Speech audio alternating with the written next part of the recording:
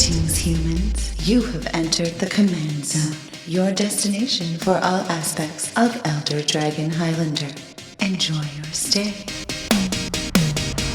What's up, everybody? You're watching / listening to the podcast called the Command Zone Podcast. That's the name of the podcast. That's right. I'm one of your hosts today, Jimmy Wong. And I'm your other host, Rachel Weeks. Today, we are doing a fun little kickoff of a potential new series, or it could be the only one. You never know. You never know. Hopefully, there's more, but this is how to play ...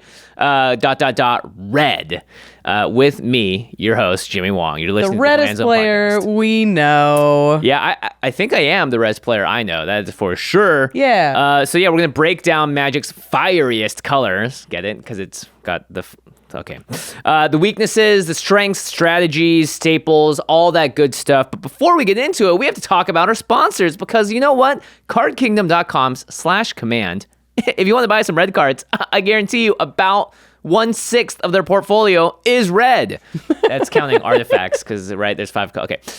Tons of red cards are out there, and you're going to need them to help bolster your collection as well as put into your decks now that you've decided that you too are a red mage. So go to cardkingdom.com/command, choose from their amazing inventory. You can choose all sorts of different styles, whether it's a foil, a 5th edition, a 6th edition, or a brand new collector's edition with a cool new whatever, right? There's lots of versions of cards to choose from. Why not go to a single website to pick all of them out? cardkingdom.com/command. That's our affiliate link. When you use that link, you're also supporting the show while simultaneously getting the cards you need in one convenient bundle, package, you name it. They've got sealed product there as well. Speaking of bundles, everything you need, cardkingdom.com/command. That's the place to go to get your Magic cards. We're going to talk about a ton of them today. So you know you're going to want to add some of them to your arsenal. I saw you recently post your haul pick. Yeah. And I was like, wow, I need at least 3 of the cards I see here. And I went to Card Kingdom and I got them. Easy as that. Using the affiliate link. That's right. It's easy. You can support the show by using the Card Kingdom affiliate link or our ultrapro.com/command. Because once you have those cards in your hand, you're going to want to protect them. Get them in sleeves. Get them in deck boxes. Play on a playmat. So they're nice and comfy. Please play on the playmat.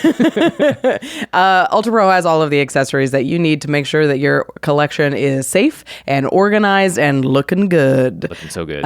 They have the official Magic art licensing, which means that if you see an art and you love an art, go to the ULTRAPRO website and see if they have the box and the sleeves and the playmat to match. I know I keep buying playmats. I have about 30 and I still want more. More, yeah. Me too. I switched them out on my desk so that I get like a fresh desk mat, now and then. So you get to see them. Yeah, and use them. And I get many of those from ultrapro.com/command. It's a great way to protect your cards, support the show, and look cool while doing so. And the last way to support the show is directly at patreon.com/commandzone. We love our patrons. We've been doing Patreon for quite a bit now, and they are really the bread and butter of what makes this show work because your money goes directly to supporting the show.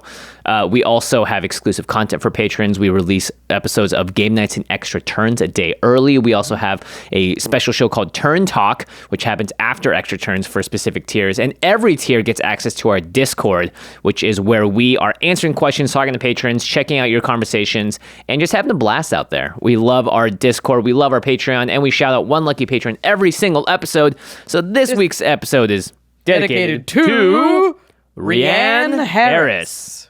Ryan? Rianne? I think Rianne. Rianne makes sense. You rock, Rianne. You rock. You Rianne. Okay, let's get into it. How to play red. Rojo. Easy. Put mountains in your deck. So before we dive into it, red is one of the 5 colors in the color pie. If you flip any Magic card over backwards, you'll see the colors in those little pips, which is always a really convenient way to check out the colors. Also, when I'm like figuring out, what is it? What is a shard? What's a wedge? I just flip over a Magic card and you got it all there. So Commander players are obviously limited to your deck, your color identities when you build your deck. So we should understand innately what a color is good at, what it's bad at, how we want to use it best when it's the primary focus of a deck, how do we use it best when it's the 3rd or even 4th or 5th color in the deck, and we're just using that color to power it up and enhance it a little bit. Yeah, this may sound like a simple issue, but I think it's something that if you're good at understanding the color pie and you're good at understanding what color identity does for a card or a deck, you're a better deck builder. Yeah, 100%. It's because you know, all right, I turn to red for these things, or I try and support red with these cards. Right. And it just makes your awareness a lot better when you're deck building, and your decks get more diverse and stronger, more synergistic. So understanding like what each color actually means and brings to the table is so important. Yeah, and you wrote here is really important. You're not relying on a color to do something it's not designed to do. Now, there are some deck builders out there that love to, I'm going to do something really interesting with this color that it's never done before, but you have to jump through hoops and you have to do all sorts of different things to make it work.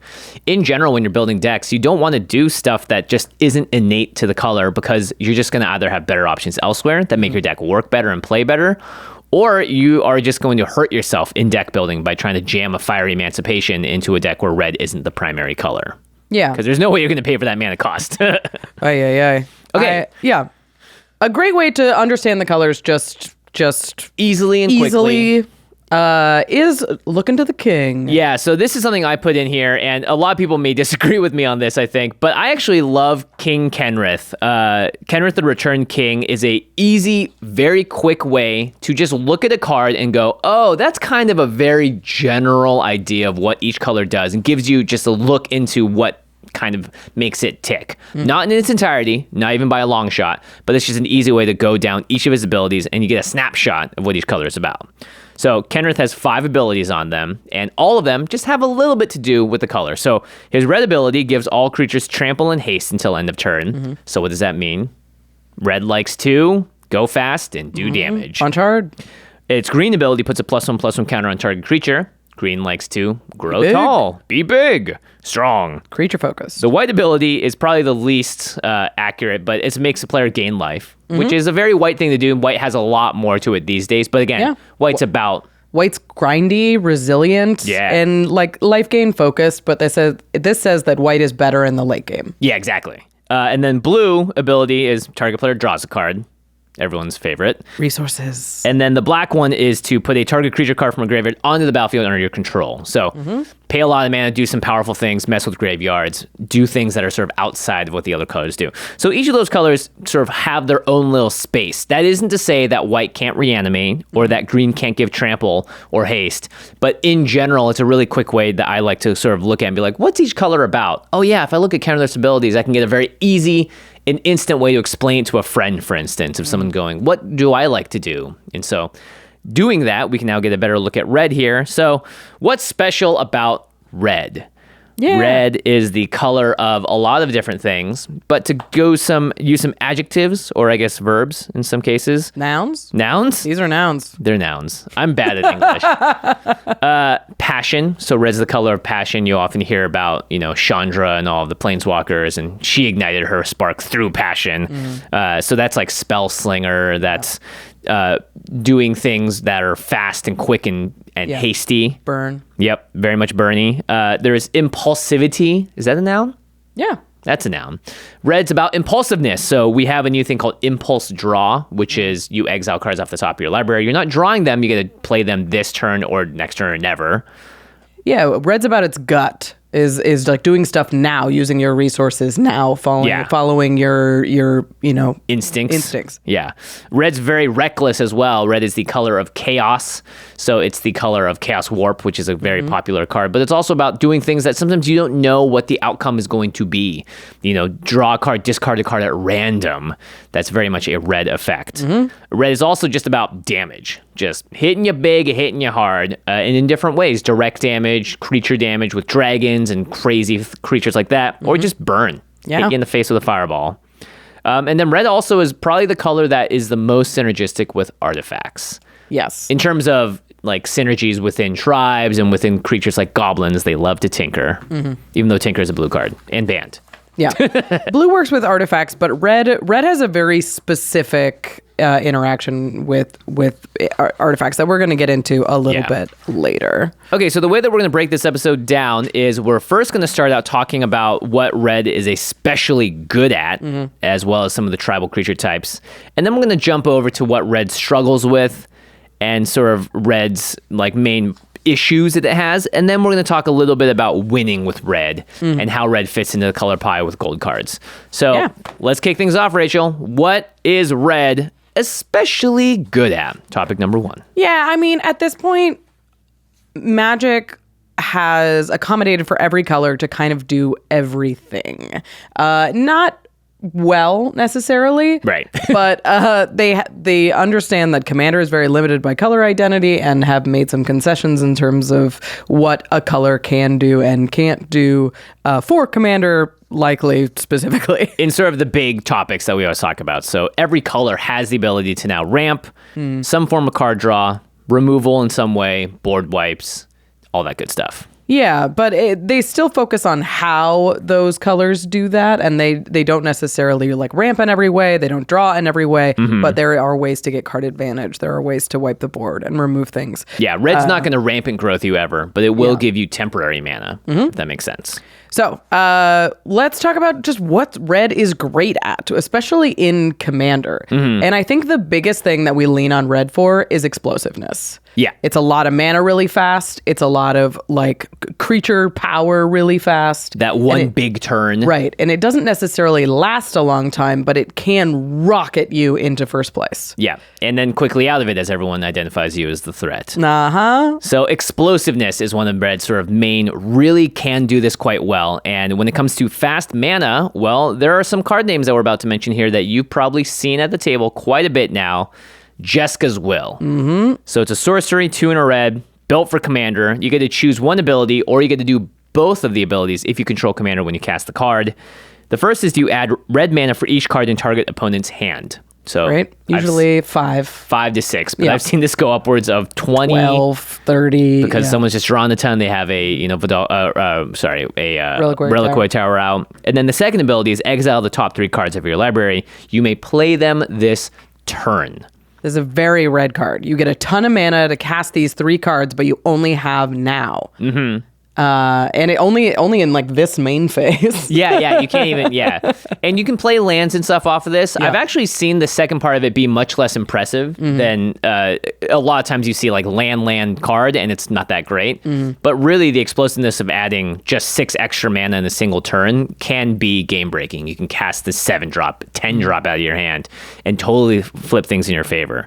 So that's one of the most explosive cards in Commander. It's red. It's Jeska's Will. And Dockside Extortionist. Talk about a lot of mana fast. There's very few ways to do it better in Commander than Dockside. Yeah. While Jeska's Will only adds red mana to your mana pool, Dockside comes in and adds a treasure token for each enchantment or artifact your opponents control. And treasures can tap for any color. At any time. Which makes Dockside extremely easy to put into any deck that can play just a little red, and it is sometimes just the most powerful card in your deck by a long shot. Yeah, a lot of the time what we'll see with Dockside and with Jeska's Will is that there's one big turn with these cards that shoot you into the lead, and hopefully that lead is enough for you to hang on and race everybody out. Yeah. So in Dockside's case, the treasures stick around, so you don't even have to use all 15 treasures you made this turn. You could play Dockside, crack 5 of them, pass the turn, and now if someone messes with you, you have the ability to rebuild, do something with the extra mana. So that's why Dockside is especially good, and perhaps a little too good.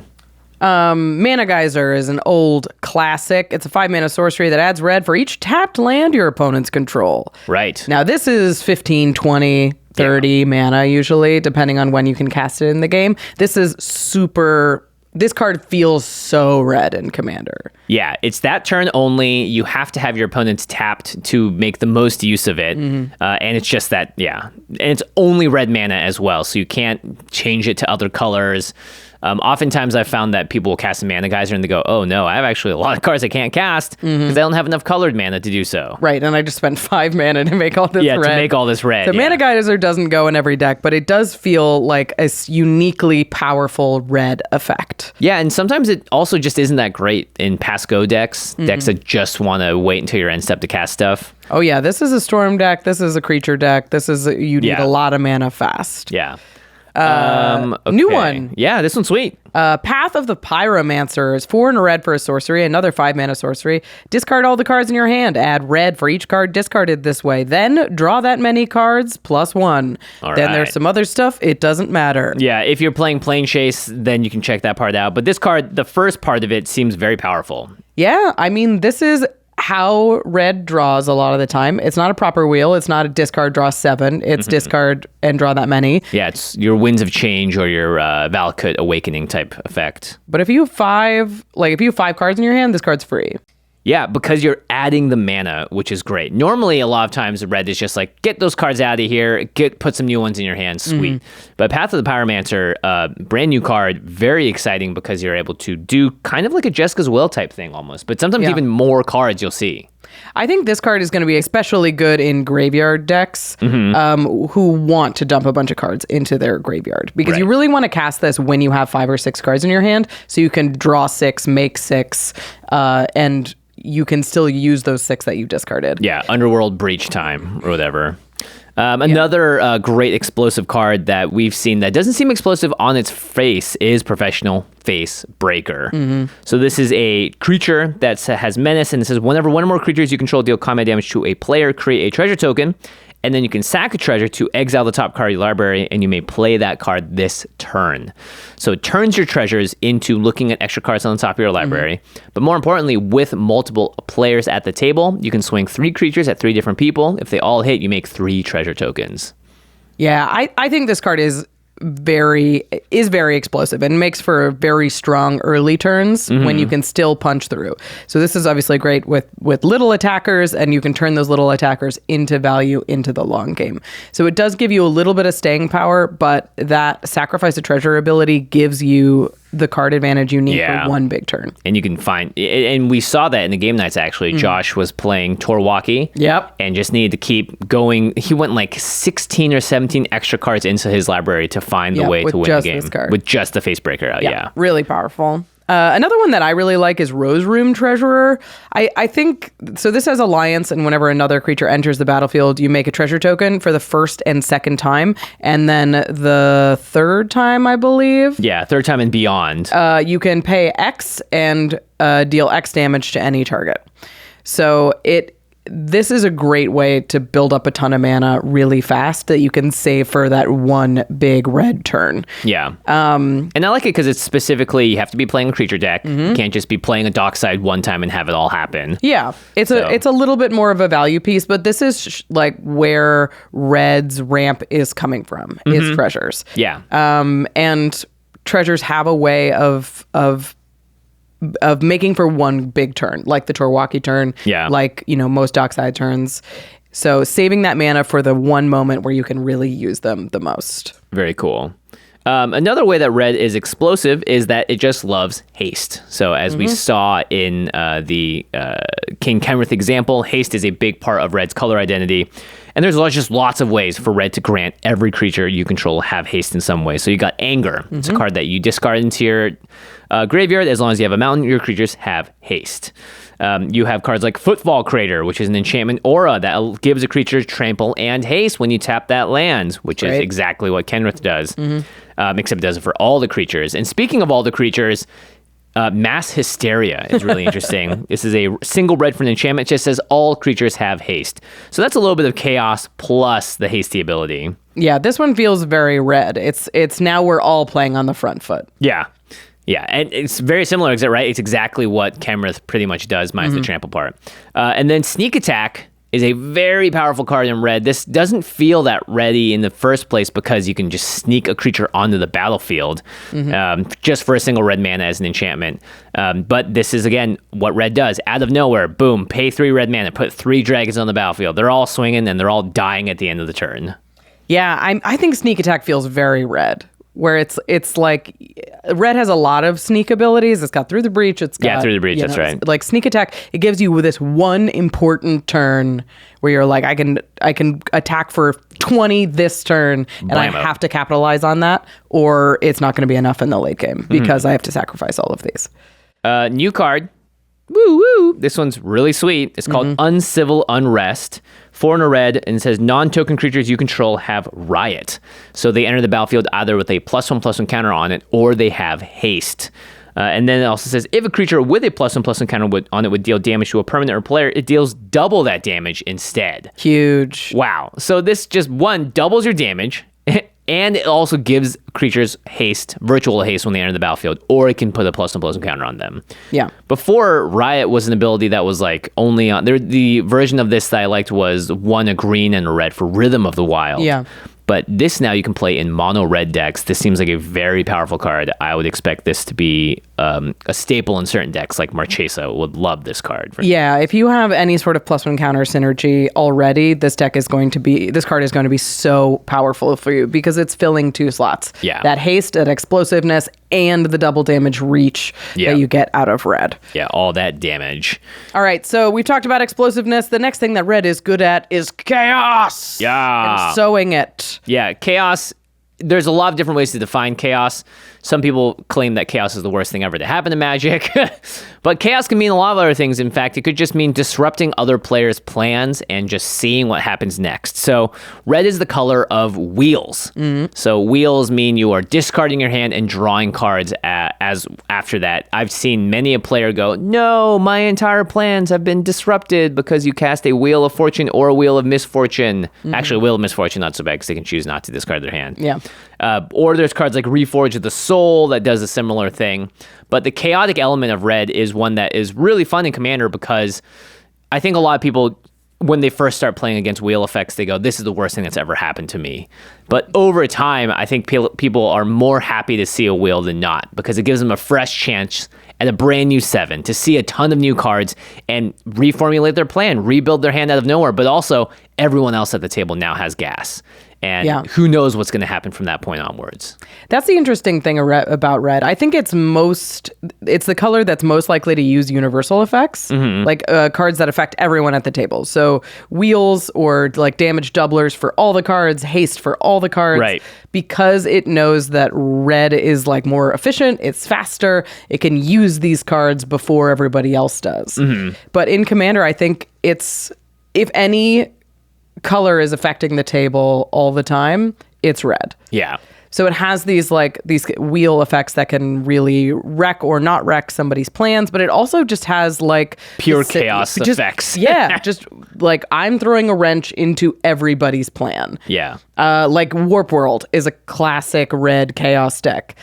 And it's one of those things that could go great and it could go terribly and you could lose the game because of it. Yeah, but it also could make the game last another hour or it could make the game end on the spot. On the spot. Yeah. It depends on what comes out. Yeah, and a lot of times people hate playing against these effects. Some people will refuse to, or some people have like soft bans on cards like Pandemonium or Warp World.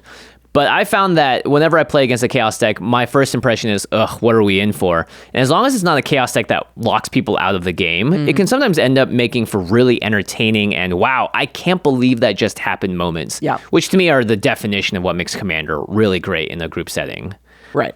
It's what I like about this sort of section of chaos is I love Pandemonium. It's a whenever a creature enters the battlefield, that creature deals damage equal to its power to any target.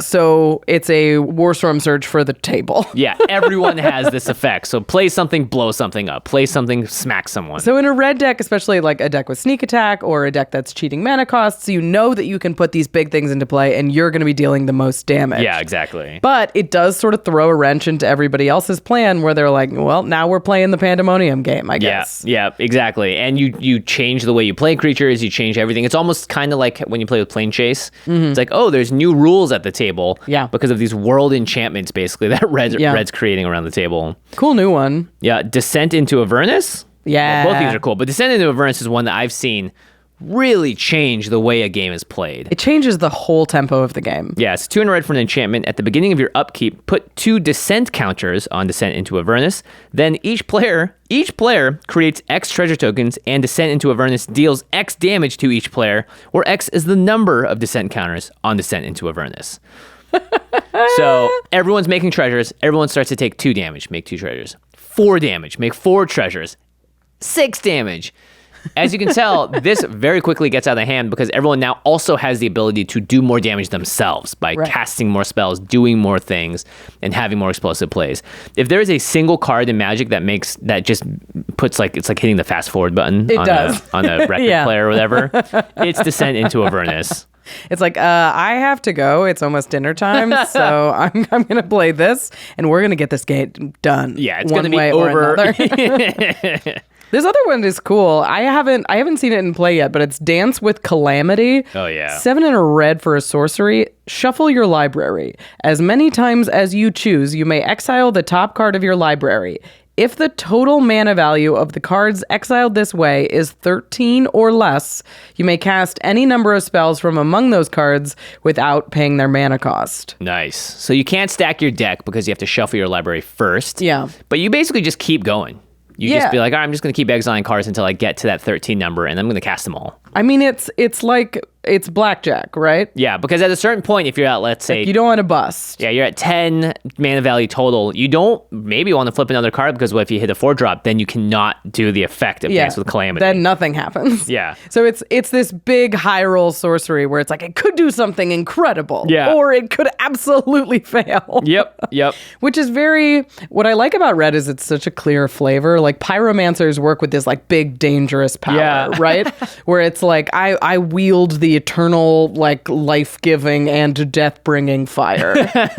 And sometimes it works out and sometimes it doesn't. It blows up in your face. Unpredictable. Yeah, unpredictable, but a lot of fun. And again, the reason I love playing red is because this unpredictability is what makes the game more entertaining to me. You don't see me packing my deck filled with tutors because that redundancy is not as interesting to me as a card like Dance with Calamity, where it's like, who knows what's going to happen? Maybe I win right now. Maybe I make myself arch enemy, but no matter what, it's going to be entertaining. Yeah, something big's happening. Yeah. All right. Red also especially good at, and we've teased this already, is artifact support. But not just any kind of artifact support, specifically artifact recursion, things from the graveyard onto the battlefield, or vice versa. So goblins are a classic red creature type, and they have artificers that are goblins. They have planeswalkers that are goblins, and they just like to mess around, and you can hear the ting, ting, ting as they work in the factories to do crazy, weird things with artifacts.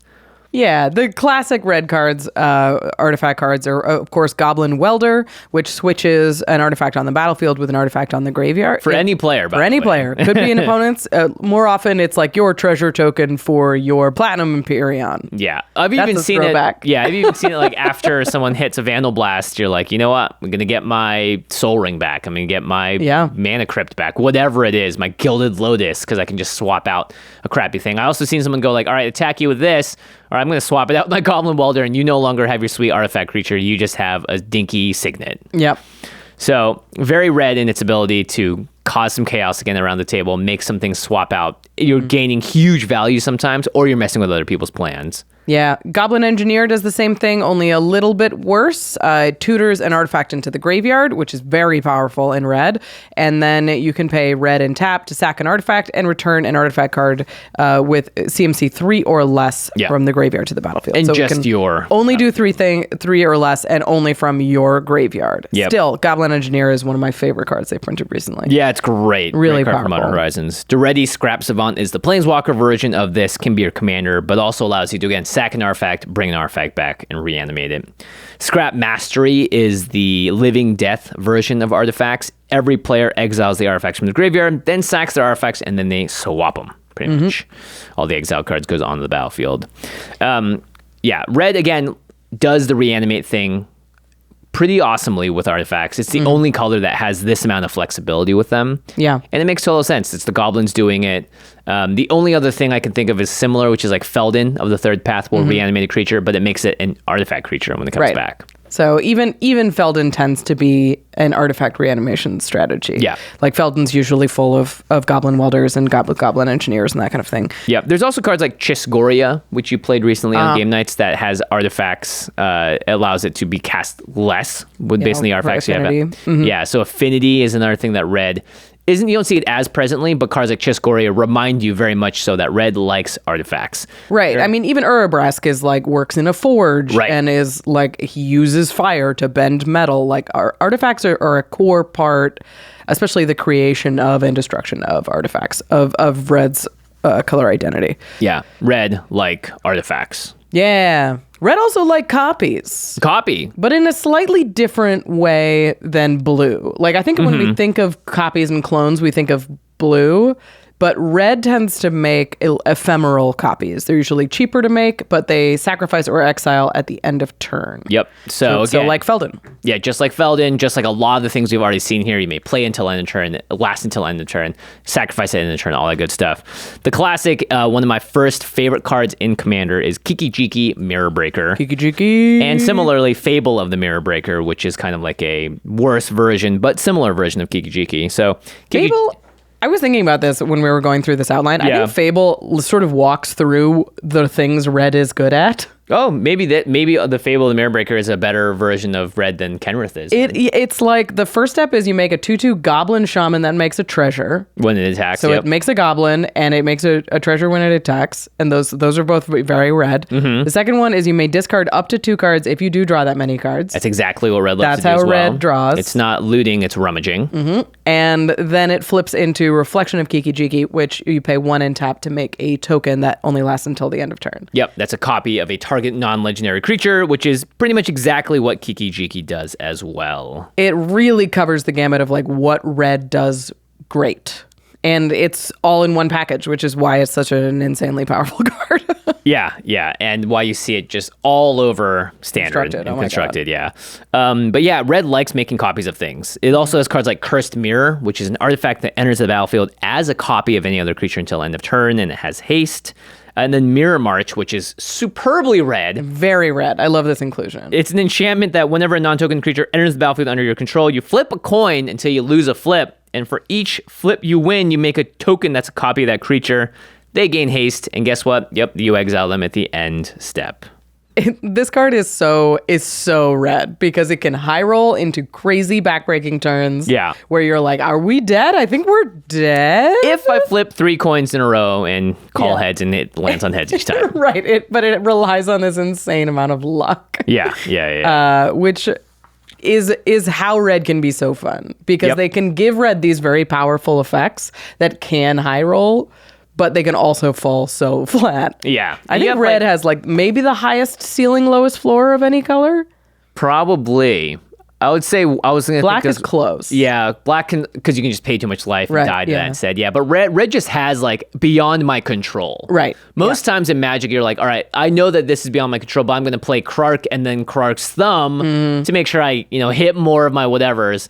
But red for the most part, like you can't get around a lot of the negative aspects of it sometimes. Like especially like what we were talking about earlier, like Dance with Calamity or whatever. It's just, It might not work in your favor. Whatever will be, will be. Yeah. Red also copies spells. Yeah. It copies creatures until end of turn, but it uses spells like Fork and Reverberate to copy instants and sorceries on the stack. Yeah. Dualcaster Mage Dualcaster Mage is very famous for doing that as well. This is also how red gives itself the flexibility to have what we typically see as a counterspell. But this can counter a counterspell specifically because you can copy it. But red also just, again, has the ability to copy other instants and sorceries. It feels very much like a red thing to do. You're waiting for someone else to do something, and then you're forking it. You're reverberating it. You're using their power and adding your own to it to make another version of it. Yeah. Which is really cool. A lot of Spellslinger support in red, like we mentioned before. Birji is one of the biggest ones, God of Storytelling. It's whenever you cast a spell, add red, and then... the other side of it. Oh my! I totally forgot. It says creatures you control can boast twice. Did you remember that? I don't remember that. Yeah, that's a Kaldheim special of an ability that is not very relevant. But the other side of Birji, she's telling a story, right? She's boasting. Yeah. Twice. Yeah. Is Harnfell, Horn of Bounty, which you discard a card, exile the top 2 cards of your library. You may play those cards this turn. So again, very red effect here. All about storming off, playing 15 spells a turn. The new Urbrask also gives you red mana when you cast spells. The new Chandra gives you the ability to copy a spell, right? Like, so there's a lot of like, play lots of spells. Red wants you to have that big explosive turn right now. Right. Stormkiln Artist does a similar thing. Whenever you cast or copy an instant or sorcery, you make a treasure token and keep that turn going. Gutter Snipe is one of the most common red Spellslinger cards. It's whenever you cast an instant or sorcery, it deals 2 damage to each opponent. Yeah, and it's cool because that's kind of a win con. Because a lot of times spell slinging decks will just cast a bunch of spells and go, all right, that was it. And they didn't win the game. They didn't do something to really affect the table to put them within striking range or whatever it is. Right. So red gives you that extra ability, part of, but basically just giving you reach and giving you non-combat damage, which is the next thing that red is especially good at. Yeah, red is good at just turning game actions into damage, which in Commander is what we're trying to do most of the time. So like Gutter Snipe turns instants and sorceries into damage. Impact Tremors turns creatures entering the battlefield into damage. Goblin Bombardment allows you to sacrifice any creature and turns them into damage. Yeah, like Terror of the Peaks, Warstorm Surge, the Pandemonium that we mentioned before is whenever big creatures enter the battlefield. Now you're doing damage right away. Yeah. So anytime you get to do what your deck wants to do, red translates it into a win con. Yep.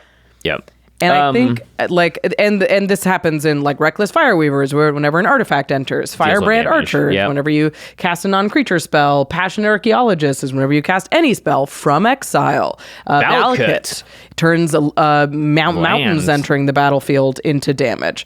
These are all like very popular win cons in Commander because they turn game actions into a win con. Yeah, and oftentimes it's also to each opponent or each player even, right? Yeah. Red just has the ability, like Descent into Avernus, just to slowly tick the table down. And that's why playing games against red is also kind of fun, because it's like you're playing against a ticking time bomb. Yeah. And the red player is the guy that, or the gal, or the they, or the them that has like frizzy hair because they've lit it on fire and they're holding a torch next to a stick of dynamite going like, all right, let's do it again.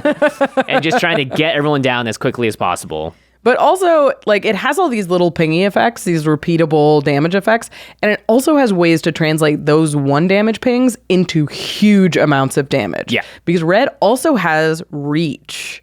Not blocking flyers. Not reach. blocking flyers, but reach is a term used for like turning a little bit of damage into enough to close the game. Yeah. It's once the walls are up, you can still get through and get it done. And red has a lot of ways to do that, to close out a game. The person playing the Ghostly Prison is like scoffing, haha, you can't touch me anymore. And then, oh no, you can get touched by damage. So Torbrand Thane of Redfell adds 2 damage to any red sources, dealing damage to an opponent or a permanent, adds 2. The card that's behind us on the screens here, Fiery Emancipation, triples any damage that a source that you control does to a permanent or player. Now that Gutter Snipe is dealing 6 damage to each opponent. Yeah, that's going to end the game real fast. Brand new card, City on Fire, is the Convoke version of Fire Emancipation. Costs 8 mana, but does the same thing pretty much. I had a couple friends play against a very fun Sulfim Mayhem Dominus deck at Magic Con Minneapolis. If a source you control would deal non-combat damage, it doubles it on a creature. So even a Lava Spike is going to do a lot of damage to people around the table. Yeah, it turns those like little bits of damage that red can do, the impact tremors, the gutter snipes, into a really dangerous threat. Yeah.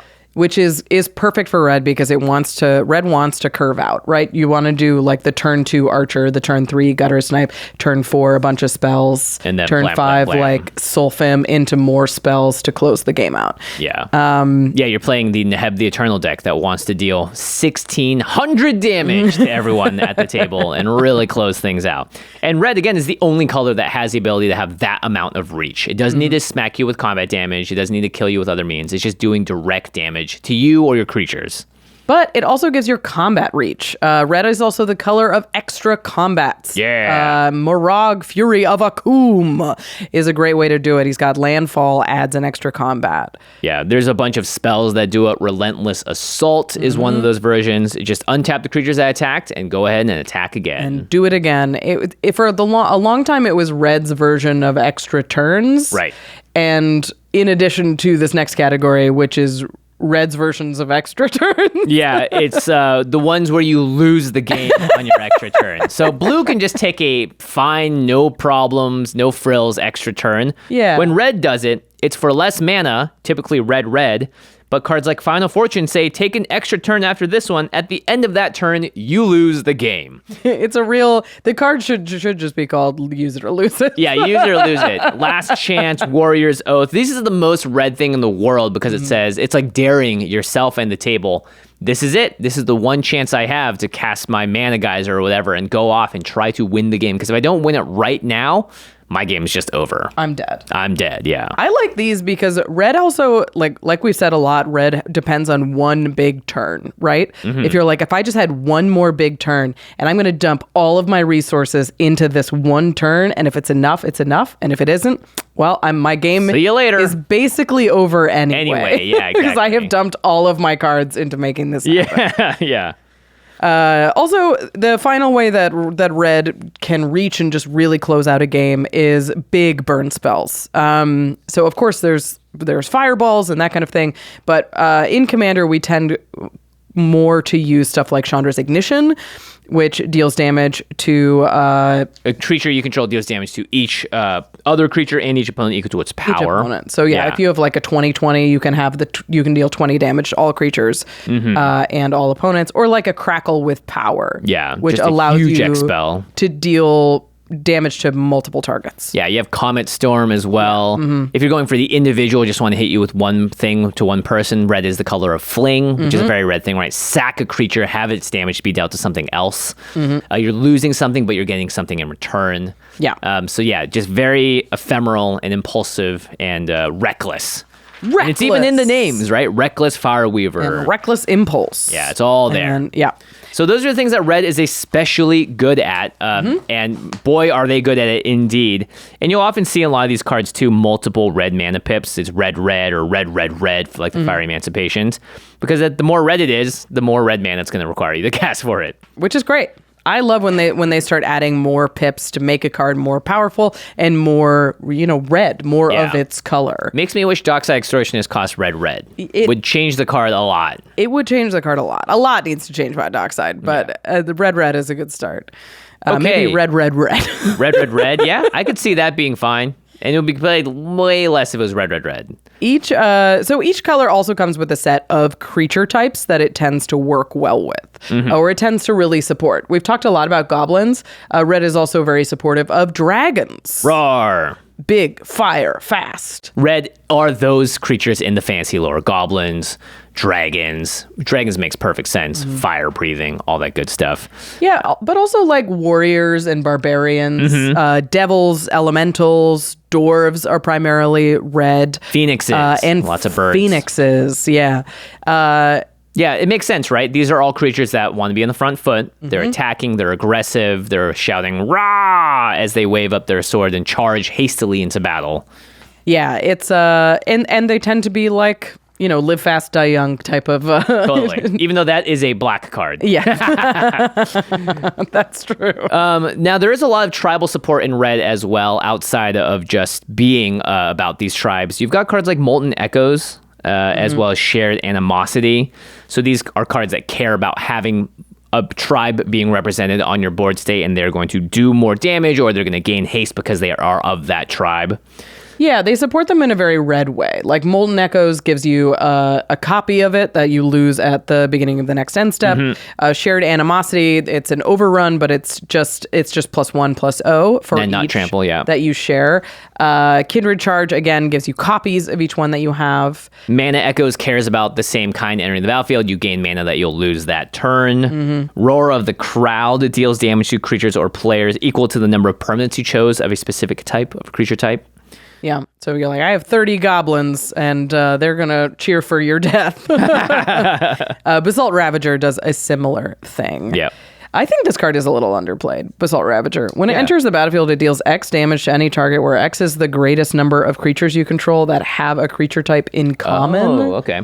So if you have, Basalt Ravager is a giant wizard, but if you control like 3 or 4 other wizards, then you can deal 5. But obviously it works more in a creature-themed deck. Yeah. I feel like this should just go in goblin decks. Yeah, that makes sense. It's just Even a 4 mana. It's kind of like Shaman of the Pack in green-black, right? You just play it in every elf deck that you can. Yeah. Basalt Ravager just seems like it's a good fit for a deck that has a lot of a similar tribe. Again, it turns your devotion to this tribe into a win damage. con. Yeah, win cons. Damage.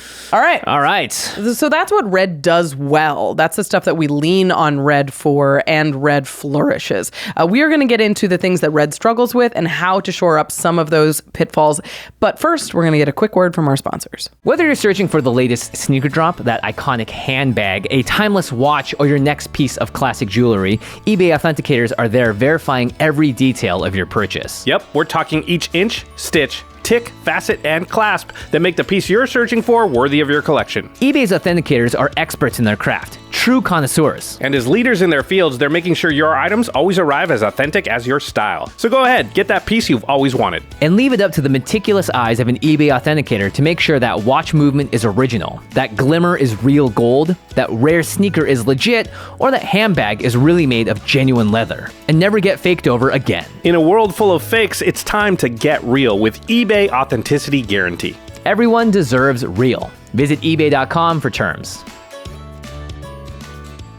It can be frustrating. While my monkey bros get stronger off these bananas, there's never enough left for old Kibo Uktabi Prince. But lucky for me, I have a little secret. Factor! Factor is America's #1 ready-to-eat meal kit and features a variety of options to keep you full, energized, and prepared to tackle whatever monkey business the day throws at you. So while my buddies are going bananas for their bananas, I can indulge in delicious meals, like their calorie-smart creamy Parmesan chicken. Yeah, I'm a carnivore. What's it to ya? Factor meals take just 2 minutes to prepare, are cheaper than takeout, and get delivered straight to your neck of the woods. Literally, no matter your goal, whether it's saving money or eating healthier, Factor can help you get there without having to sacrifice. So don't be a chump or a chimp, be a champ, and try it today. Go to factormeals.com/command40 and use code command40 to get 40% off your first box. That's code command40 at factormeals.com/command40 to get 40% off your first box. All right, I'm gonna cast Rampant Growth. Chauffeur, Yes, sir. find a forest for me, please. Of course, sir. Okay, wait, what is happening here? Isn't it great? I got the idea from Indeed. The hiring website? Yeah, when you sponsor a job post on Indeed, they do all the searching for you. Just like you don't want to waste time looking through your library, you don't want to waste hours browsing multiple job sites. But with Indeed, you can attract, interview, and hire all in one place. Indeed's powerful hiring platform gives you a short list of candidates whose resumes match your job description the moment you sponsor a post. It's like hiring at flash speed. Plus, according to US Indeed data, candidates you invite to apply are 3 times more likely to do so than someone who just sees it in a search. Your forest, sir. Oh, thank you. Jordan, if he's making you do this against your will, you can tell us. I just like the word chauffeur. Okay, you do you. Start hiring now with a $75 sponsored job credit to upgrade your job post at Indeed.com/CommandZone. Offer good for a limited time. Claim your $75 credit now at Indeed.com/CommandZone. Again, Indeed.com/CommandZone. Terms and conditions apply. Need to hire? You need Indeed. All right, welcome back, everyone. We are talking about how to play red. We just talked about how to play red using its strengths, the things that you're going to want to include in your deck if you want a little more reach, a little more damage, a little more hastiness.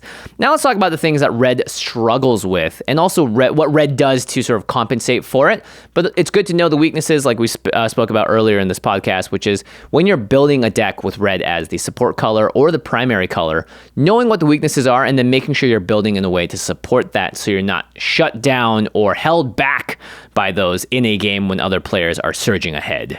Yeah, knowing what red does and what red doesn't do is very important when you're making choices and making cuts.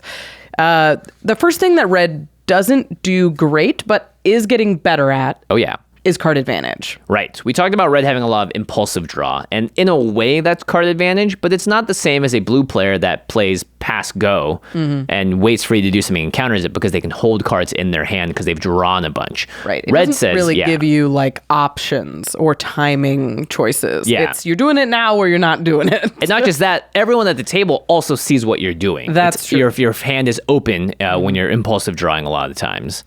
Red also leans on rummaging, like we mentioned before, which isn't necessarily card advantage. It's good card selection, but it doesn't give you more cards. It's hard to accrue more resources. Right. So, like draw spells that we use a lot in red are Faithless Looting, Thrill of Possibility, Valakut Awakening, yeah. all of these are like Faithless Looting, you're down a card, right? You draw 2, you discard a card, but you spent Faithless Looting. To do so. So now you have gotten rid of 2 cards that you don't want, but you have spent a card to do it. So your hand size is actually smaller is than it was actually before. smaller than when you started. Right. Thrill of Possibility is discard 1 card, draw 2 cards, but you spent 1 card to do it. So Right. you're at parity. You haven't lost any cards, but you haven't gained any either.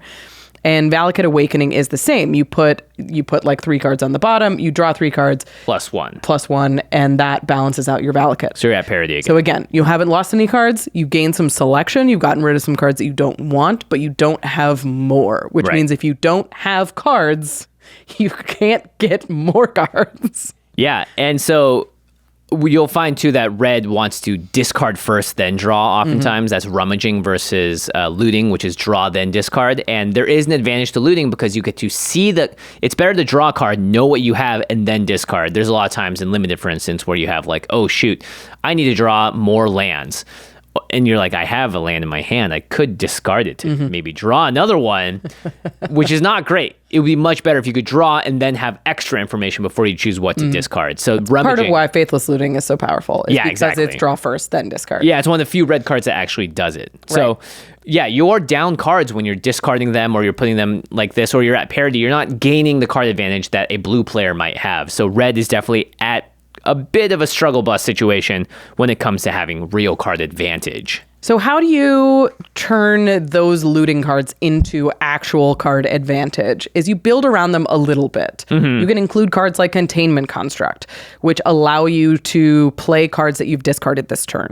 Yeah. So if you have a Thrill of Possibility, you can discard a land, exile it with Containment Construct, And then you can play it. And then you can play it. Yeah. So now you've only drawn 2 cards because you've used that card that you discarded instead. Yeah, there's cards like Crucible of Worlds that allow you to play lands from your graveyard. Yeah. And there's also a new series of like the Bag of Holdings and stuff, I think, from D&D that have similar clauses where it's like, you're okay discarding cards because you're going to can get get them them back. back. Yeah. Yeah, Caleb and Crew decks will play a lot of these types of effects because you're constantly discarding cards and you want to be able to make sure that you don't end up with a hand of like 2 cards after you're done with all your cool, fun stuff and then you have nowhere to go and nothing to do. Right. One of the worst feelings in Commander is playing red, playing a Faithless Looting, not getting what you want, flashing in the back, not getting what you want, and now you're down to like 1 card in hand and you're just out of the game.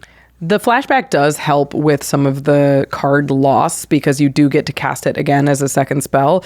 And technically you've like seen 4 additional 4 cards, discarded 4, and you spent like half a card on each cast.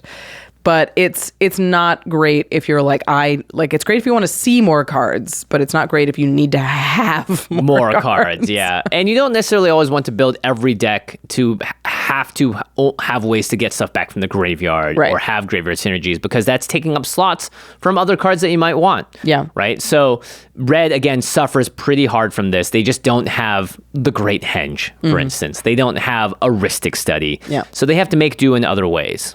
The best way I think that red puts cards in its hand is with draw 7s, specifically like Wheel of Misfortune, Wheel of Fortune, Reforge the Soul, which we've talked about.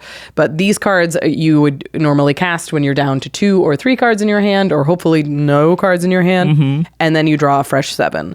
Of course, the downside to these is Everyone your else does opponents it. also draw a fresh 7. So you don't exactly get ahead when you cast a wheel. Yeah. Unless, your opponent has 12 cards in hand and you have 2. Right, Then right. you're ahead. Yeah. But There's also cards like Nullspine Dragon. This is a which good one, yeah. I love this card in my Dragon decks. Enters the battlefield, you can discard your hand and you draw cards equal to the damage dealt to a target opponent this turn. So it's just like, go nuts. You hit someone for 10 damage, and now you get to draw that many cards. discard your hand, which is like, 3 cards, and you'll draw 10. You'll take those. Yeah, but really the way that Red has done this and the way that Magic has added it into the design for Red is impulsive draw. Yeah. So like we said before, it's not... Red's not great about playing things close to the chest and not showing people what you're doing. You're using Reckless Impulse, Jessica's Will, Professional Facebreaker to exile cards off the top of your library. So when you're sort of building around Red and knowing that you have to rely on impulsive draw, I think you just need to make sure that you have the ability to play strongly on your turn and that you're not at a huge disadvantage if you're trying to wait and draw go for someone else's turn. A lot of times tapping out and playing everything at sorcery speed isn't the best because now you don't have interaction, you can't hold things up. But in Red's case, you can create enough of an advantage with that explosiveness that by the time it gets back to your turn, hopefully you're still holding on to it a little bit. Yeah, and when you use Impulse Draw in your decks, you really want to make sure that you are casting them at the times you can take advantage of them. Yeah. Like Reckless Impulse on 2 is terrible. Yeah. Reckless Impulse on 5 is perfect. Right. Because you can exile those top 2 cards. If there's a land in there, you can play that land, making sure that you're casting it before you've made your land drop. Right. Oh my gosh, I've And made that mistake so many times. Before you've made your land drop, do not land and then Reckless Impulse, and then casting it when you have access to additional mana so you can use stuff if you get a 5-drop or a 6-drop out of that on that Reckless Impulse.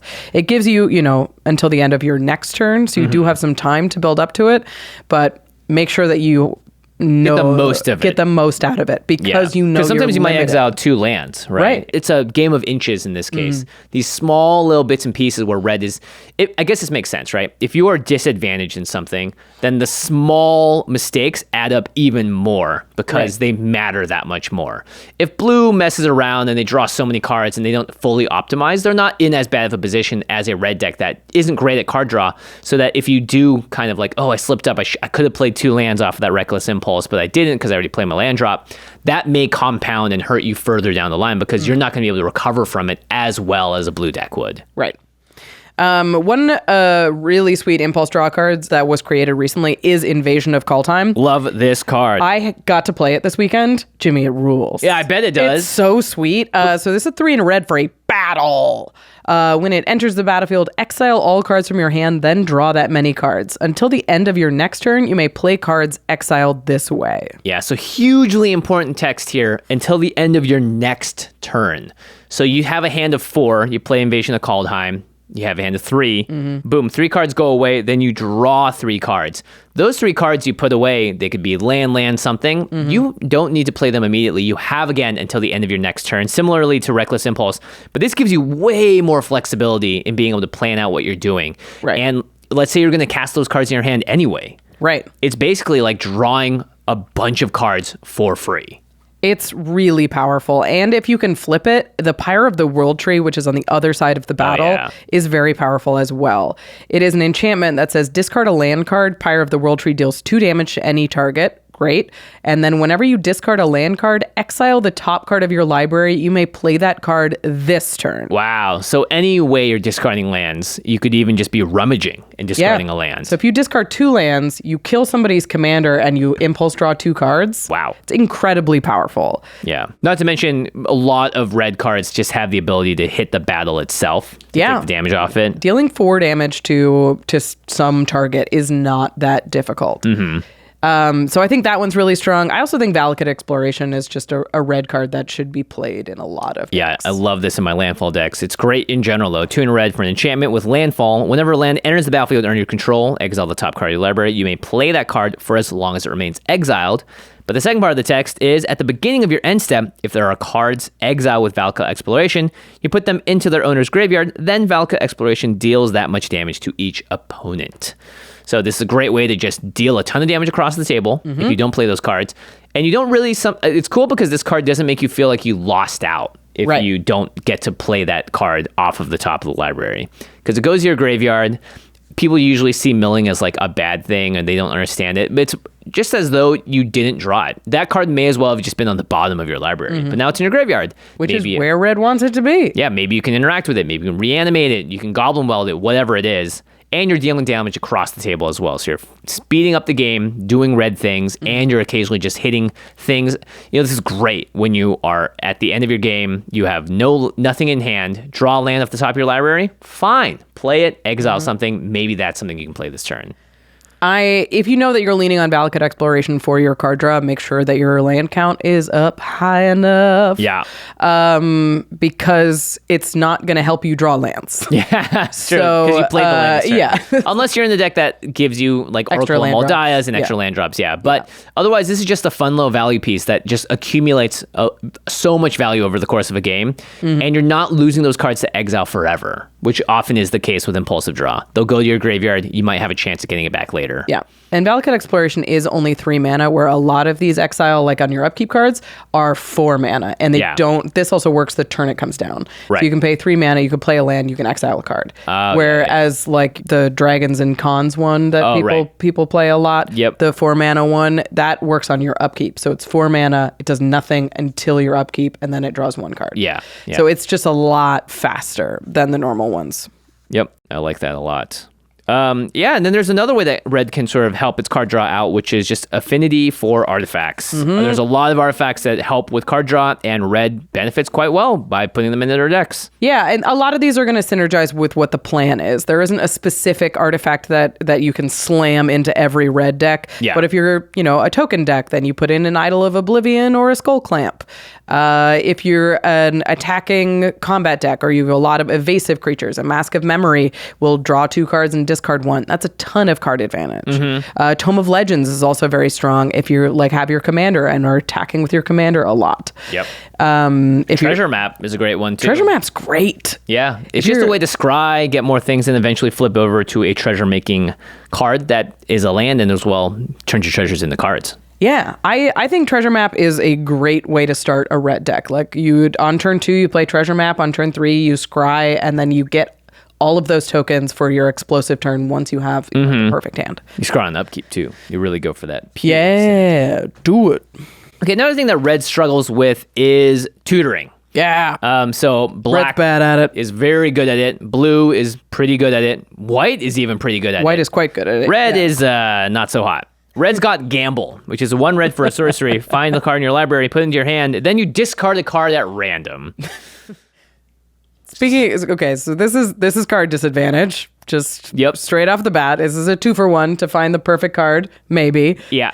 If your hand is like 3 cards or less, you don't play Gamble. There's a very good chance you discard that card. You can only play this really effectively usually when you have 4 or 5 cards in hand, because then that's the worst feeling in the world to tutor a card and then discard it to Gamble, unless it's a card that wants to be in the graveyard. Right. But this is Red's way of tutoring, right? And it's not great. Yeah, it also has the new one, Reckless Handling, which searches for an artifact, and then you you gamble, you discard at random, and if you discard an artifact, you shoot somebody for 2 damage. All right, yeah. To each opponent, excuse me. Oh, wow. See, look at that. Upside. So pretty rough tutors. Imperial Recruiter is probably the best red tutor. Yep. And it was printed so long ago that they weren't really thinking about color power restrictions back then. Right. You're going to find search your library for a creature with power 2 or less and then put it into your hand, which is pretty good. We've seen this with like Recruiter of the Guard, as well as a bunch of other ways to do this in other colors, but this is Red's version of doing it.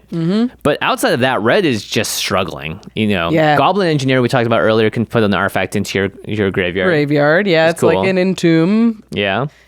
Magda requires a ton of different things to happen to pull just specifically an artifact or a treasure out, or a dragon, I mean. But that's like it. Like those are the 5 search for red cards we play. Is like Gamble, the new Gamble, Imperial Recruiter, Goblin Engineer, which is an Entomb, so it goes to the graveyard, and then Magda, which requires 5 treasure tokens. Yeah, so it's not great. And I think the way that Red compensates for this is that it doesn't try to tutor. It's not its goal. It just has other way of getting through its library. So Red can dig, as we've already spoken about a couple of times now. Faithless Looting, it sees a ton of cards. If you're looking for a specific thing, like Faithless Looting can get you closer to it. Yeah. Wheels let you see a ton of cards. Yep. Valakut Awakening, Invasion great. of Kaldheim, Quicksmith Genius. Whenever an artifact enters the battlefield, you can discard a card if you do draw a card. If you're looking for one card, you just discard, draw, discard, draw, discard, draw. Like you can find it. Quicksmith Genius and like a Dockside Extortionist. Yeah. Discard 15, draw 15. You're going to get there. And it's a May ability, so you don't have to discard. Yeah, and then there's like creatures like Neheb, Dreadhorde Champion, but it has to deal combat damage, but then you can discard your hand, any number of cards, and add some, right, and then draw that many. But it's like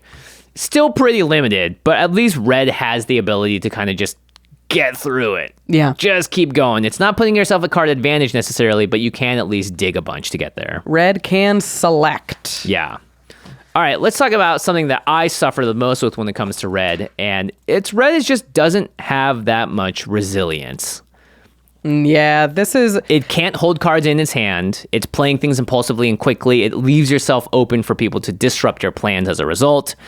It's a glass cannon a lot of times. Yeah, especially with impulse draw, red is really pushed into the front foot where it's commit to the board, commit to the board, commit to the board, discard this, keep going, push. And if something doesn't work out, if there's a board wipe, if there's a counter spell, you can get really blown out. Yeah, because the tempo swing is massive and red doesn't have as many great ways to recover except for, again, have a single explosive turn, hope no one touches me. Yeah, it's the only like graveyard recursion that red really has is the artifact stuff that we talked about in the past, and some spell slinger stuff as well. Spell slinger stuff, Mizzix's Mastery, Finale of Promise. Like red can cast instants and sorceries from the graveyard, but the only way to get other stuff out of the graveyard in red is Underworld Breach. Yeah, there's no creature that there's like some that do it randomly. Oh, you can cast a Charmbreaker Devils. Yeah, but it's like a random instant sorcery. Not very reliable. It's again chaosy. It's random. You don't really know what you're gonna get. Yeah, like Capricious Hellraiser is like you get a random non-creature, non-land, maybe. And it sucks because a lot of times blue decks like graveyard, no problem. Black decks are like graveyard, yes, please.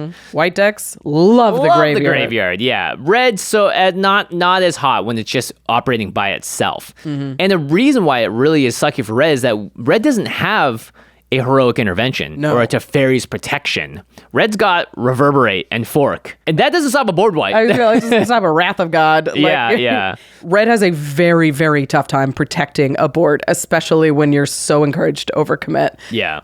Like I built a mono red tokens deck with rough. Subira, and it was super fun, but I had to overcommit to the board in order to get the engine going. And then if there's a board wipe, you're like, cool, I have 2 cards. Yeah, I have 2 cards, and you just cast a 4-mana board wipe that ended my existence. Yeah, there's just no even artifacts. You need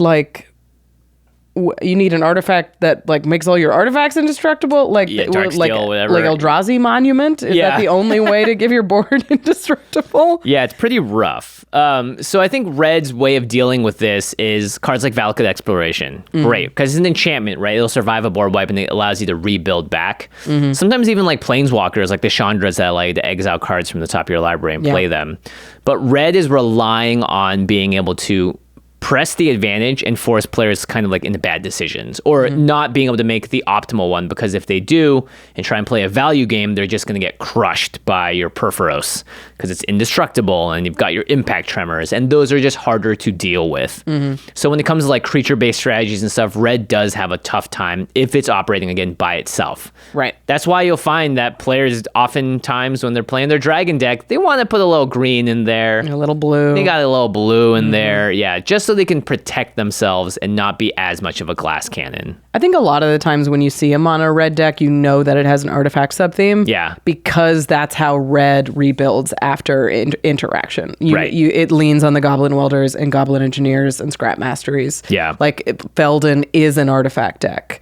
Duretti is an artifact deck. A lot of mono red cards are either, fully Spellslinger, like a Birgi something. Yep. And they don't commit to the board at all. Yeah, because they're just casting instants and sorceries. Yeah. They'll maybe commit with a single Gutter Snipe. Right. Yeah. They'll have 1 or 2 creatures on the board. Or they'll have their the one that makes treasures and Stormkiln Artist. And by the time the Stormkiln Artist is removed, the damage has been done. Red has now 15 treasures to work with. Right. And from there, they're going to be able to pop off. So if it's a red deck that's committing to the board, it tends to be an artifact deck.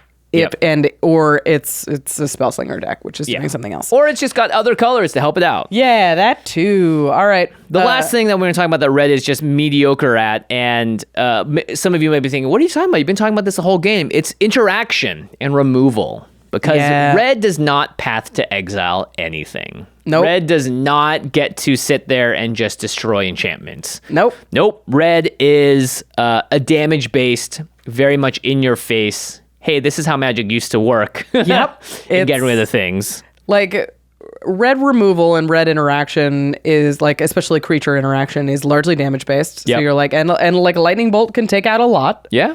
But that's not exactly how we do interaction in Commander. We like more flexible interaction. That's a little bit more expensive. So or like powerful 1-mana exile effects in Right. white. Red has some of that with a couple of pie breaks. Yep. But it always comes with a slight yes, but also this. So Chaos Warp is the most popular red interaction spell by far, and it has been said multiple times that Chaos Warp should never have been born. Yeah, it should not have been created. It's a violation of the color pie. You basically target a permanent, they shuffle it into their library, and then they reveal the top card of their library, and if it's a permanent, they put it onto the battlefield. So sometimes the Chaos Warp can be worse for you on the other side. So it's not just straight up feed the swarm or whatever, or path to exile. Chaos Warp is like, if we're going to die, I will spend this removal spell. Yeah, exactly. Otherwise, it could get something worse. It's 3 mana too. It's actually more on the pricey side of things. I'd much rather cast a generous gift and give them an elephant than potentially flip over their most powerful card in their deck, or an Elish Norn or whatever, which has happened. Wild Magic Surge is the other option. It's destroy target permanent an opponent controls. Its controller reveals cards from the top of their library until they reveal a permanent that shares a card type with that permanent. Then they put it onto the battlefield and the rest on the bottom in a random order. So they're guaranteed to get something else to replace that card, whereas sometimes Chaos Warp can just give you like an instant on the top and they don't get it. Or if you remove an enchantment, they're getting an enchantment. Yeah. And you best hope that the one you're removing is the worst one in the deck. Yeah, or the one that you're going to get is the worst one in the deck. I want to talk about this next card because I think this is actually a great option for mono red interaction. All right. I really like Wand of Wonder. It's a 3 and a red for an artifact. It has an activated ability that says 4 tap, roll a d20. The d20 determines how many spells you get to cast. So 1 through 9 is 1, 10 through 19 is 2. If you roll a natural 20, you get to cast all 3. But then it says each opponent exiles cards from the top of their library until they exile an instant or sorcery card. Then you may cast up to X instant or sorcery cards from among them exiled this way without paying their mana cost.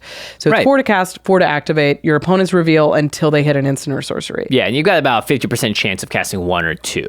Right. Not really. We're not going to factor in the d20 roll. And that's expensive. Yeah. But the amount of times that I've been playing a mono red deck and I hit somebody's Mortify or I hit somebody's swords, and you get to cast these cheap, strong removal spells to get rid of what you need to get rid of, or you spin a Wand of Wonder in response to a board wipe and hope for a heroic intervention or something. You're just something, yeah. You are seeing 3 guaranteed instants or sorceries, and depending on your meta, you could hit a counter spell, you could hit a heroic intervention, you could hit that interaction that you don't have in red. Yeah. So it's expensive, but I do think it's a decent option in a mono red deck. If you're mono red and you're searching for ways to get a little more reach with your instants and sorceries and removal, that is a way to do it for sure. Yeah. Red does have Vandal Blast though, and this is I would say their best board wipe by far. You can overload and destroy all artifacts you don't control. In Commander, this can just be backbreaking for certain decks. Yep.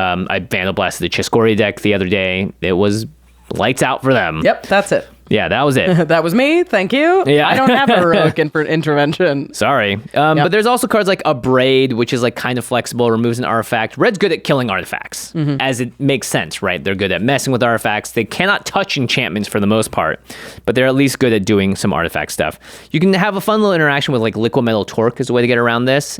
If you're playing Abrade, you should probably play the Liquid Metal Torque, especially in mono red, because 1, it's a mana rock. Yep. And you need that in mono red, and it also can tap it to make a non-land permanent an artifact in addition to its other types. So then you can target it with your Abrade or hit it with your Vandal Blast. If I'm playing Mono Red or Rakdos or Izzet, a lot of the time I'm playing Liquid Metal Torque. Yeah, just for sure. as a free way to turn, my Abrade into a real removal spell. And it's great just because you get to have a mana rock. Also, you can work with other people to be like, hey, I can turn this into a that. Right. And you can please. Yeah, you can now get rid of it, yeah. Yeah. So there are ways to get around Red's restrictions. Now, Red is not great at interacting on the stack. It does not have a billion different types of counter spells and all sorts of different things, but it's got a few good options here. We've already talked about Reverberate and Fork. But did you know Red has a counterspell? A bad one. It's Tybalt's Trickery. What do you mean? This is a great one. This card's awesome. I've seen this catch people off guard a ton of times. It's got a ton of text on it. We won't read it, but it's basically counter a spell, but then another thing happens. They cast something else. Something else, yeah, which is similar to Wild Magic Surge and all that stuff. Yeah. But if you're mono red and you have this and maybe like a red elemental blast or whatever, or pyroblast, these are ways for you to legitimately mess with other cards on the stack and counterspell something or get rid of something that is problematic in ways that red typically doesn't have access to. Tybalt's Trickery is your board protection. This is like exactly. This is how you get around a board wipe. If there's another one, you are in trouble. But Tybalt's Trickery is about the best that red has. Yeah. And then you've got Deflecting Swat, which is one of the free spells from Commander, whatever. If you control a commander, you can cast it without paying its mana cost. You can choose new targets for target spell or ability. So it doesn't stop a board wipe, but it will stop a single target removal spell or, someone using an activated ability on a card to mess with your stuff. Yeah, Bolt Bend is the budget option if you control a creature with power 4 or greater. It's only a single red. If you don't, it's 4 mana. That's a lot. Yeah. So yeah, red's board wipes and getting rid of a ton of stuff. It's not just destroy all creatures. It has to be damage based, which again can prove some problems, be problematic, but it still has one of the best board wipes in the format in Blasphemous Act. Because it costs 1 less to cast for each creature on the battlefield, so it could just cost red instead of 8 in a red, and then it deals 13 damage to each creature. There is also thoughts that Blasphemous Act is a pie break.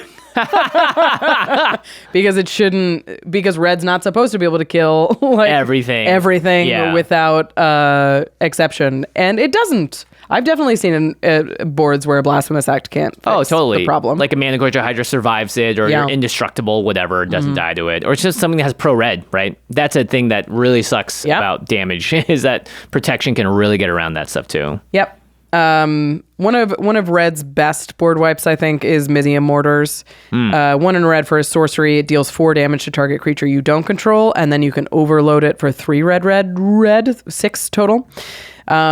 So it can be get rid of a commander, or it can be wipe everybody else's board. It is a one-sided half board wipe. Yeah. Well, if you're not board wiping, maybe instead, what you could do in a mono red deck is make them go against each other instead by saying it's not a board wipe, but it's kind of board control by saying not my problem. Not my problem anymore, because you're goading everyone by casting Disrupt Decorum. Not my circus, not my monkeys. Exactly. Your monkeys, and I can still attack whoever I want. Yeah. So Disrupt Decorum is a great card that goads each creature you don't control. That means they can't attack you until the end of your next next turn. Yeah. They have to attack another player, and so that means they're tapping out. You're messing with them, and it's kind of like a board wipe sometimes. Yeah. Because they'll go into combat, kill each other, or kill another player. This is a great reach card when you're late game and you're in red and everybody has their defenses up a little bit, and you just need somebody to break the board stall. Disrupt Decorum does it. Yeah. Or you can go for the classic red win con in Insurrection, which you untap all creatures and gain control of all of them until end of turn. Don't blow up all the creatures. Use them to kill people. Yep. Mob Rule is a great option for that as well. You can take the big stuff or the little stuff, depending on the board. Yeah, so that's where I think red does struggle a lot, which is it doesn't have, in mono red specifically, great ways to just kill things it needs to kill. And sometimes, in a game of Commander, if you don't remove that Great Henge or whatever it is, that enchantment in Mirari's Wake early enough, that player is going to spiral out of control. And it sucks being the red player and going, not only can I not do anything about that, I literally cannot do anything about that. Even if I search through the annals of Magic history, there's like 3 things I can do, and they don't happen to be in this deck. Yeah. I better find my Chaos Warp or I'm in trouble. So Wild Magic Surge and cards like that are there for you, but just keep in mind, buyer beware, you could make a worse problem for yourself on the other end. But sometimes, like Final Fortune and those cards that give you an extra turn, but you lose at the end of it, that you just have to be able to do something. Yeah. So that is, again, the very red way of doing it. And again, can end up with some entertaining circumstances. All right, so that's the stuff that red struggles with, especially the big stuff in Commander. So we're going to talk about it. We've been talking a lot about mono red and what red can do on its own. But we're going to talk about it as a support color or as a primary color with other sports. Yep. So again, red as a mono color. If it's your mono color, re-listen to this episode. Yep. Know your strengths, know your weaknesses. You don't have flexible removal. You have limited ways to counter and stop things. Your card draw is not amazing. Your tutoring isn't great. And instead play to its strengths, the first half of the podcast. and compensate for the weaknesses in ways that make sense. If it's artifact recursion, or if you have to play some chaos effects to just make things a little crazy, disrupt decorum so that players can't get ahead of you in those moments. Yep. Red is a support color, so this is red as a second color. You don't need to waste slots now on Wild Magic Surge, most likely.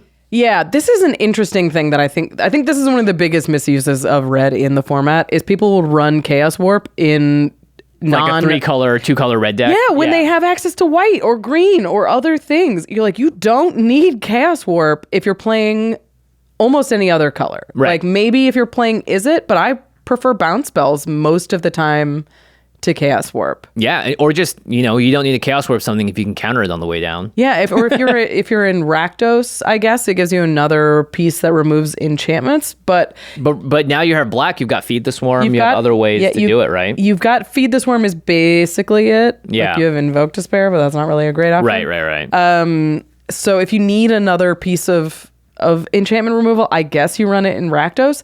But like, if you have white, no. If you have green, no. If you have blue, probably not. Probably not. Blue's got so many other options. And blue's like color I'd say that does a little bit of everything, no matter what, right? Yeah. Double check where you're playing Chaos Warp and make sure it's necessary. Yeah, you may not need Faithless Looting either, right? Like, it's a very powerful card, but it may not be the right card for your deck. So I would say, like, when we release other episodes potentially of how to play these colors, listen to what their strengths are and know that, if I know blue strengths for this and red strengths for this, when I pair them up, blue compensates for red's weaknesses and red compensates for, not really, blue's weaknesses in these ways. So then choose your cards based on that. Yeah, I think Faithless Looting is the kind of card that we just put in our deck because we know it's raw powerful, but it is card disadvantage. It's great selection. It's great graveyard fueling. It's good in like reanimation decks or in a lot of Boros decks when you can return stuff to the battlefield. Yeah. But I see it a lot in Spellslinger decks, and it's like, you need more cards. Yeah, you need there's so more. many X-blue draw, just straight draw cards. Get your blue draw spells in there. Yeah. Now, when it comes to red as a tertiary or even 4th or 5th color, then in that case, you're looking away from the cards that have red in their mana cost, maybe even red in their mana cost, because now you've got 2 other colors to play with that can really fill in those blank spots. So I think in those cases, a lot of times you're just looking to red to do the powerful thing, like stuff it's the best. The best at, yeah, sneak attack or dockside, Jessica's will, deflecting swat. Because in those cases, you have so many other places to get the disadvantages away from you by playing just other cards in those colors that do good things, that red is not as powerful now. You don't want to be going hard red and light green, right? I think it's easier to have it more on the other color side because red is just one of the least flexible colors, I think, of the color pie. It's great at what it does great, but what it doesn't do great really can hurt once you start adding in other colors and thinking you need to rely on red to fill those gaps. Yeah, I love red with a white splash. I think you can do 2-color dominant red decks. Yes. And use the secondary color to bolster the weaknesses we're talking about, adding your heroic interventions, adding your flawless maneuvers, that kind of thing. But not so much when it's like when you get into 3, it gets red's not very good at fixing unless you're leaning all the way into treasures. You do have to be a little bit choosier about the red spells because you want... Yeah. You have so many more options that you really want to use red for what it's like reddest. Yeah. For what it's best at. A great example is my Miram Teamer deck with red. I have a bunch of dragons in there that cost 3 red or whatever. Right. And I'm like, how do I do this? I'm like, well, you just play a lot of green ramp spells. Yeah. That can give you basic lands or find a forest that is a stomping ground or whatever it is, right? So you're using your other colors again to make the red possible. Yeah. Not the other way around. All right. Let's talk about winning with red. You kind of have been, by the way, the whole episode. We have. I think this is a good summary, though. Yeah. Because red is great at winning the game. Yeah. Red is amazing at winning the game. In fact, that's why I love red, is because I want my games to be over so I can play another one. Right. It's like red has Chandra's Ignition. Red has Comet Storm, Terror of the Peaks, Perforos, Mirage, Gutter Snipe, Fiery Emancipation. It's got combos like Kiki Jiki and Dualcaster Mage. And red infinite combos, has win cons. all over the place. Insurrection was my way of winning the game way back in the day, and it is kind of making a comeback now. It's still a great way to win the game. And red's great at doing this, but it also does something that makes it difficult to win with red, which is it makes everyone go, could you stop doing that? What is doing that? Why am I at 12? Red is annoying. It's Yeah. hard to win. Like, I have a Dragon's Approach deck, and you're like, yeah. 3 damage, 3 damage, 3 damage. And everyone's like, we have to kill you now. We need to kill you now. Stop Yeah. doing that. Stop doing that. And you're like, is my deck the most powerful at the table? Probably not. Not But by a it long is shot. the most annoying. Yeah, and it's repeatedly damaging everyone and killing them with your Descent to Avernus or whatever it is. Yeah, so a good way to get around that and knowing that you're going to be agitating. Like, Yeah. knowing that you're going to be frustrating your opponents and are going to attract attention. Yeah. So trying to do a lot of it on one turn, trying to do it when it's super impactful. Like, don't play Impact Tremors and then get 2 creatures out. Play Right. Impact Tremors and get 10 creatures out. Yeah, because you're not going to have that many turns right. after you start doing it to keep doing it. People will now target you and take you off the board. Yeah, don't play Gutter Snipe until you can storm off because like it says I'm going to try to kill you on it. And so many times you'll have a card like that out. I've seen it. If I play it too early and someone's like, oh, I have 1 damage I can throw around. Oh, I'm killing that Gutter Snipe. Are you Yeah. kidding me? Get that thing out of here. So you'll lose your little Firebrand archers to a stray Oh, bit yeah, of totally. damage so often. Yeah, make sure that when you press the gas pedal down, it's at a moment, and I can learn from this, right? Which is once you have finished pressing the gas pedal, you're out of gas and you're puttering along at the end as everyone's starting to chip at you. The Mad Max crew of everyone catching up can't get to you before you cross the finish line. Right. You're racing. You got to make sure that you don't burn all the gas in your tank until you can get over the finish line. Yeah, don't dump your hand early or overcommit just because you can. You know, maybe it is better to hold just a little bit back and to play it a little more strategically. It is fun, though, I will say, to just light all the fireworks that you have and put it in the middle of the street and go, That's red, baby. But then it's done, and everyone's like, well, I've got 80 more fireworks that I want to light off, so it's my turn now. So, yeah, I think timing is really important with winning with red. Really important. We've talked about this, but using your impulse draw as effectively as possible. Yeah. Timing it when you can use it. Making sure you're hitting those land drops. And making sure that when you're building the deck, you're prioritizing repeated sources of actual card advantage. That you're not leaning on Thrill of Possibilities and those kind of things to put more cards in your hand. Those Yeah. are selection cards. They're like ponders. They're not Ristic studies. They're not Ristic studies. Yeah. So make sure you have enough ways to actually grow the number of resources that you have. Yeah. Because red can't protect itself. Nope, board wipe, bye-bye. So don't dump all your cards and then be like, I'm out.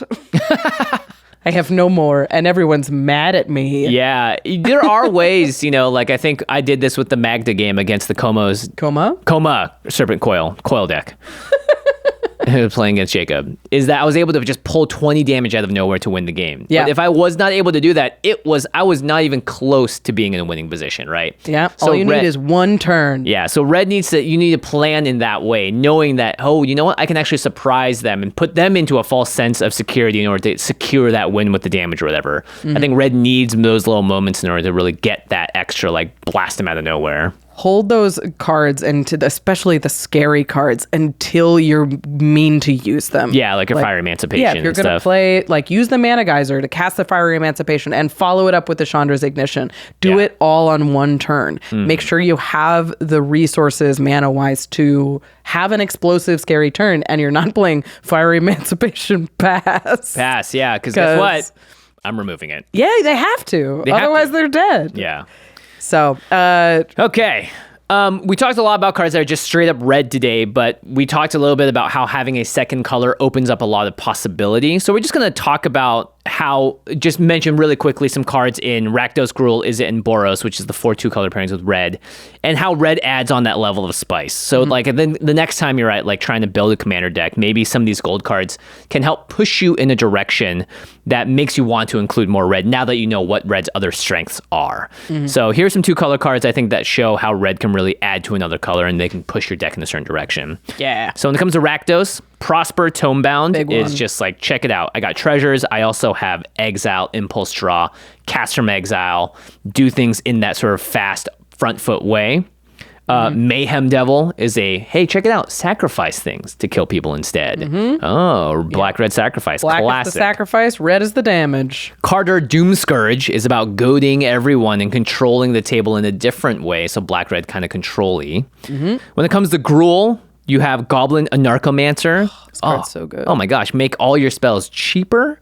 And then you can play cards like Rhythm of the Wild to give cards big butts and attack with haste, right? You have like your classic red-green beatdowns. Raga Draga is an amazing card that I love. My deck I've built around Raga Draga. It turns your mana dorks into huge, scary creatures. It encourages you to cast big spells to give cards trample. When it comes super explosive, yeah. When it comes to Izzet, you have Goblin Electromancer, so you're going the Spellslinger route with that. Third Path Iconoclast, going the token Spellslinger route with that. And then Sarkhan, Soul of Flame, going the Dragon route with that. Yeah. I love Sarkhan as a dragon commander because it gives you that cost reducer and that haste, which is so important for dragons. And then Boros, Nahiri's Resolve says, why not build an equipment deck? Sunforger says, why not go Spellslinger with red-white? And then Deflecting Palm says, why not do something that's really wild and kill someone out of nowhere? Deflecting Palm is fun because it's red. Like it's got the Trixie prevent damage thing, but it's the red gotcha moment that is the reason that it's so fun. Spin that damage around, smack you real hard. Yeah, it's like, oh, you thought you had me. Aha, Deflecting Palm. Aha. One palm. All right, the listeners. Woohoo! Red mages. My fellow brethren, what is your favorite thing about playing red? Do we miss anything about the strengths or the pitfalls that you think are important to mention? Like, maybe there's something that's like, oh, red can do this one thing that no other color can. That's so wild. I can't believe you didn't mention it. Or there's this infinite combo that you should have talked about. Let us know what your favorite red tech is to shore up those weaknesses and to pilot your reddest red decks. I'm seeing red. Burn them with fire and pile them to victory. We talked about a lot of cards today, and if you want to pick up any of them, you can do so and support the show by going to cardkingdom.com/command. Card Kingdom has a huge inventory of Magic cards in the condition and in the printing that you want. Plus, it's super easy to browse when you're looking for a specific card. Yeah. I love just going and being like, Sunforger, what are the options for Sunforger? Oh, yeah. Because they're all displayed super cleanly, and you can get exactly the card that is perfect for your new red deck. Plus, you can start pre-ordering Lord of the Rings Lord of the now. Rings. Who's going to open the One Ring? So excited. I'm so excited, you guys. I'm so going to cry too. all the way through the set reviews. It's so exciting. I can't wait to play with those cards. Yeah. Once again, cardkingdom.com/command. And again, check out ultrapro.com/command for all of your Magic accessories, your playmats, decks, dice boxes, all that stuff. What we use on game nights is Ultra Pro products because we love how legible the dice are, how easy they are to use. And again, you really need to communicate your board state, and why not do so on your sweet Birds of Paradise playmat? Ultra Pro has the license for the official Magic art, and they often will have sweet secret lair arts. They'll probably have a bunch of Lord of the Rings stuff as well. So if you want access to that stuff to get it before anyone else can, make sure you're paying attention to ultrapro.com/command, sign up for their newsletter, and maybe you'll pick some of that stuff up before anyone else and really look impressive with your sweet Sauron playmat or whatever it is at your next game night. Okay. Right. Should we go to the end step? We do. We have a little bit of time for an end step. I haven't done one of these in a while. Let's do it. What are you doing outside of Magic right now, Jim? I'm playing Legend of Zelda Tears of the Kingdom. It's been 6 years since Breath of the Wild came out, very similarly to games like God of War 1 to God of War 2 or Ocarina of Time to Majora's Mask, they took the engine that they built from the original game and then they expanded upon it to make a sequel, basically. So if you loved Breath of the Wild, you are going to love Tears of the Kingdom. If you like Zelda, if you like open world games, if you liked Elden Ring, you might like Zelda as well. I'm just really excited about this game because it's been one I've been waiting for a long time. And from a game designer perspective, they do some things that are just absolutely wild in this game. I made a tweet thread about what my favorite contraptions were that people have been making. It's insane. And meanwhile, I'm over here just building like the biggest bridge I can to solve a problem. Other people are creating mechas that drop drones that attack. There's just crazy things that people are doing in the game. But this is a game that I think really rewards creativity, really rewards just exploration, and allows players to have so much flexibility and control over what they do. And it's a Zelda game at the end of it. It's got huge open world that if you want to just go around and explore, you can do that. If you want to follow the story quest, you can do that as well. It's all available for you to do. It's one of the best games I think I've ever played in my life. So I can't recommend it highly enough. Cool. And you just got a Switch, right? I got a Switch for my birthday, and I've never played Zelda. Wow. Start with Breath of the Wild. Never. I think, I'm not Or very you good at video games, but I think I can wander around and ride horses. I think I can manage 100%. that. You So, can definitely figure out. I think I'll start with Breath of the Wild. Yeah, and it's just fun. I have this thing where it's a Switch, right? You can take it anywhere with you. Yeah. Just turn it on for 10 minutes, play. Oh, I'm going to look over there, run over there for a bit. Oh, that was cool. Oh, got to go, turn it off. Yep. And there's no pressure, right? There's no like no setup. unskippable cutscenes or whatever, right? You can just play it at your leisure, and that's what I love about the new Zeldas. Yeah, that's really my speed in terms of video games. Is just to wander around and see what happens. Yeah, and I that's get to great. try infinite times. Oh, yes, you definitely Thank do. you. Yep. All right, let's say thank you to our amazing team here at the Command Zone. Thanks to Craig Blanchett, Damon Lentz, Arthur Meadowcroft, Lady Danger, Manson Lung, Josh Murphy, Jake Boss, Jordan Pridgeon, Sam Waldo, Gaurav Galati, Jamie Black, Mitch Trafford, Evan Liberger, Gabriel Pozos, Megan Yep, Eric Lem, and Josh Lee Kwai! thanks for listening, guys. Hope you got some cool red Tech. tips. All right, we'll see you all next time. Bye-bye.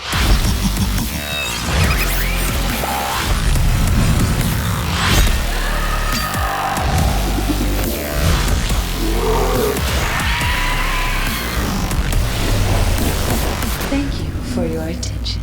For further inquiries, send an email to commandcast@rocketjump.com or ask us on Twitter @JFWong and @JoshLeeQuai. See you later, alligator. Greetings, humans.